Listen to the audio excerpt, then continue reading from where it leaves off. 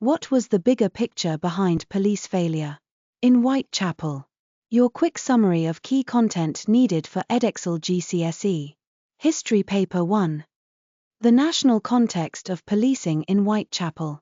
The middle and upper classes valued the police because they were seen as keeping lower classes in order. This affected reporting of national press. The 1870 to 1900s saw an economic depression and widespread poverty. Therefore, in deprived areas, like Whitechapel, the police were hated as they were seen as upholding unpopular government decisions. The differing attitudes about the police within local context. Not all the poor hated the police. For example, many accepted that the police were necessary. They just did not like their methods.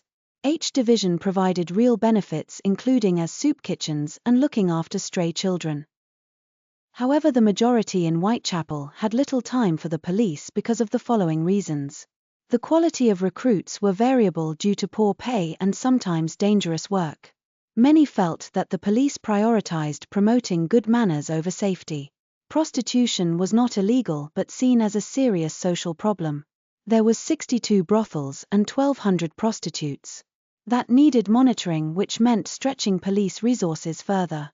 This led to criticisms that H Division was not as effective at stopping crime in Whitechapel compared to divisions in other districts. The police did not always enforce laws they were meant to, for example a law stating all dogs must be muzzled. Sir Charles Warren was openly critical of lower classes, and his actions during Bloody Sunday backed up these opinions. Whitechapel was a breeding ground for crime, from petty theft to murder. So police resources were severely stretched.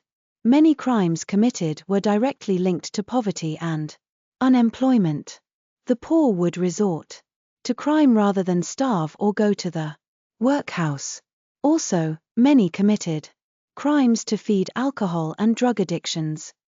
During 1870 and 1880, social tensions due to unemployment and immigration were high. The police even called in extra men to deal with possible riots. The cheap press exploited this during the Ripper crimes by promoting the idea that the Ripper must be Irish or Jewish. John Pizer, nicknamed the Leather Apron as he was a boot finisher, was a suspect.